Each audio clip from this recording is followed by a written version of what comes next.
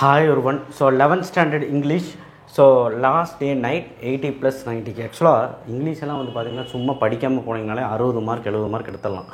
So அப்படி பார்க்கும்போது நீங்கள் ஜஸ்ட்டு நீங்கள் வந்து 5 மார்க்ஸ் எல்லாம் வந்து பார்த்திங்கன்னா ஓனாகவே எழுதிடலாம். இந்த 1 மார்க்கு தான் படிக்கணும். இந்த 1 மார்க்குக்கு நான் ஆல்ரெடி வீடியோ போட்டேன். வே டு சக்ஸஸ் கைடும் நான் உங்களுக்கு மினி மெட்டீரியலும் கொடுத்துட்டேன். 2 நாளாகவே அதுதான் கொடுத்துட்ருக்கேன். அதை வச்சு நீங்கள் ஃபாலோ பண்ணிக்கோங்க. கீழே வேணால் டிஸ்கிரிப்ஷன் பாக்ஸில் வே டு சக்ஸஸ் கைடும் மினி மெட்டீரியலும் கொடுக்குறேன். நீங்கள் ரெண்டுலேயுமே ரெஃபர் பண்ணுங்கள். 1 மார்க்கை பொறுத்த வரைக்கும் synonyms antonyms glossary go through பண்ணால் மட்டும்தான் அந்த 6மே அடிக்க முடியும். கொஞ்சம் பார்த்துக்குங்க. அண்ட் ஆல்தோ 1 மார்க்ஸில் ரொம்ப ஈஸியாக தான் கேட்பாங்க. ஒரு ஸ்லைட்லி ஒரு 2-3 கொஸ்டின் தான் ட்விஸ்ட் பண்ணுவாங்க. அதை மட்டும் கொஞ்சம் பார்த்துக்குங்க. அண்ட் 2 மார்க்ஸ் வந்து பார்த்திங்கன்னா அப்ரிஷியேஷன் கொஸ்டின். இது வந்து பார்த்திங்கன்னா figure of speech, alliteration, rhyming word. இது வந்து உங்களுக்கு 10th ஸ்டாண்டர்ட்லேயே படிச்சிட்டிங்க. Figure of speech, simile, metaphor, personification வரது மட்டும் அதிகமாக பாருங்கள். அண்ட் அப்ரிஷியேஷன் கொஸ்டின் பொறுத்த வரைக்கும் நீங்கள் 1 லைன் தான் ஆன்சர். ஸோ அதிலே ஆன்சர் இருக்கும். தெரிலனா அதிலே ஆன்சர் இருக்கும். அந்த கொஸ்டின்லேயே ஆன்சர் இருக்கும். ஸோ அப்படி கண்டுபிடிக்க முடியல 4 லெசனோட அப்ரிஷியேஷன் பார்த்துட்டு போங்க. சரிங்களா? கிராமர் வந்து பார்த்தீங்கன்னா 3 × 2 6, பிகின் வித் இஃப், ஹேடு, வேறு. இது வந்து நீங்கள் வந்து முன்னாடி போட்டு எழுதுற மாதிரி இருக்கும். சாதாரணமாக முன்னாடி போட்டுற முடியாது. இந்த இது மட்டும் நீங்கள் எக்ஸாம்பிள்ஸ் நம்ம கையில் கொடுத்துருப்பாங்க, அதை மட்டும் பாருங்கள்.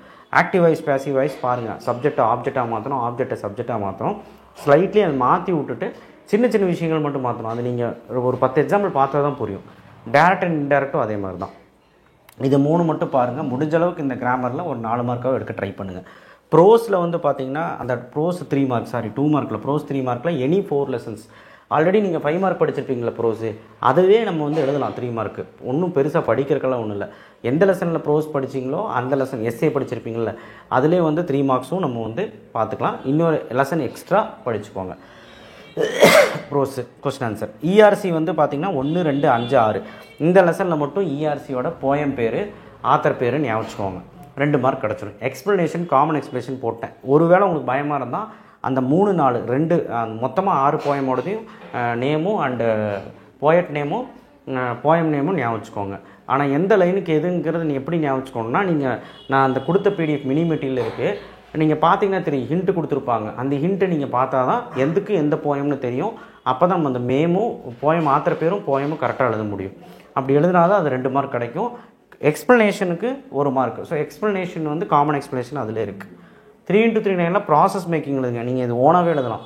சும்மா ஓனாக எழுதினாலே 2 மார்க் கொடுத்துவாங்க. பட் ஆனால் நீங்கள் எக்ஸாக்டாக நல்லா ஆர்டர் எழுதும்போது தான் 3 மார்க் கிடைக்கும். இமெயில் ரேட்டிங் பார்த்துக்கோங்க, ஈஸி.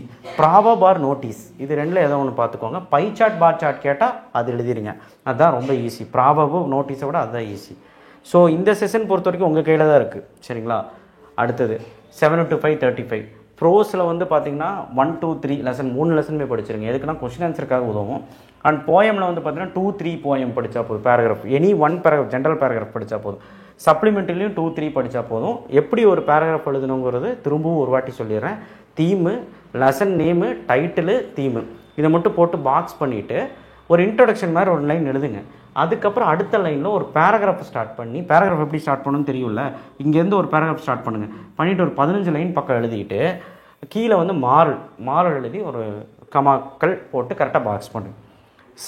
சம்மரி வந்து rough copy, fair copy. Rough காப்பிக்கு டைட்டில் கொடுங்க, ஃபேர் காப்பிக்கும் டைட்டில் சேம் டைட்டில் கொடுங்க. ரஃப் காப்பியை லெஃப்ட்லேருந்து ரைட் அடிங்க. கீழே வந்து அப்ஸ்ட்ராக்ட்னு ஹெட்டிங் போடுங்க. முடிஞ்ச அளவுக்கு number of words in original passage, fair copy and rough காப்பியில் எவ்வளோ வேர்ட்ஸ் அது மட்டும் எழுதுங்க. Wanted letter, biodata. அந்த பயோடேட்டா கண்டிப்பாக வரும்.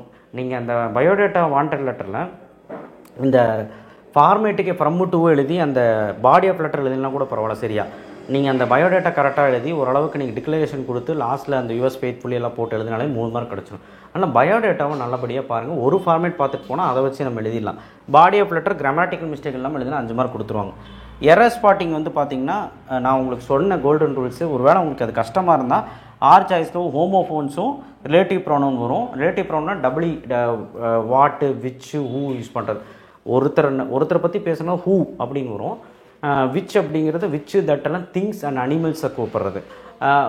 ஹூஸ் வர்றது ரேர் தான். ஸோ இதெல்லாம் வந்தால் ரிலேட்டிவ் ப்ரோனவுன் டபிள்யூ வருது. ஹோமோஃபோன்ஸ் 2 மார்க் கிடச்சிரும்.